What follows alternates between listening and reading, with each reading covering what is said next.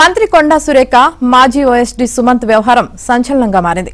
ప్రభుత్వం సుమంత్ ను మంగళవారమే OSD post నుంచి తొలగించగా నిన్న రాత్రి ఆయన్ను అరెస్టు చేసేందుకు పోలీసులు ప్రయత్నించారు. జూబ్లీహిల్స్ రోడ్ నెంబర్ 10లోని మంత్రి నివాసంలో సుమంత్ ఉన్నారన్న సమాచారంతో టాస్క్ ఫోర్స్ పోలీసులు రాత్రి మఫ్టీలో అక్కడికి వెళ్లారు.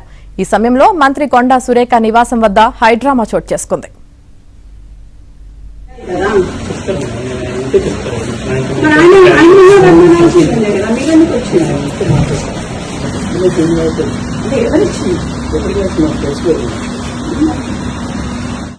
యాక్చువల్లీ నిన్న సుమంత్ అనే మా ఓఎస్డీని తొలగించడం జరిగింది. ఎందుకు తొలగించారని మేము అడగలేదు.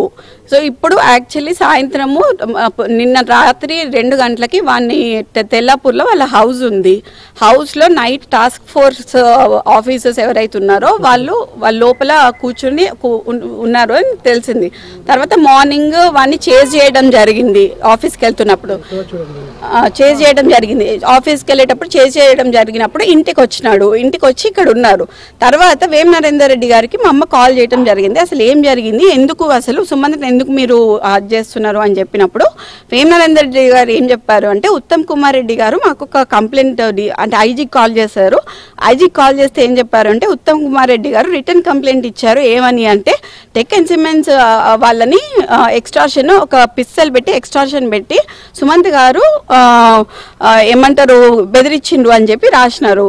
సో దాంట్లో మరి అక్కడ సుమంత్ ఒక్కడే ఉన్నాడా అంటే కాదు, సీఎంకి సంబంధించిన మనిషి కూడా ఉన్నారు.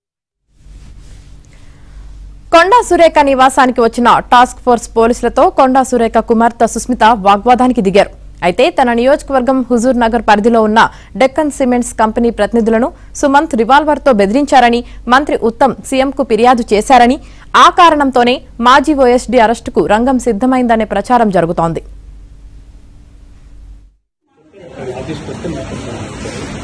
ఆయన వస్తే మాట్లాడడం కాదు సార్, ఈ స్టాఫ్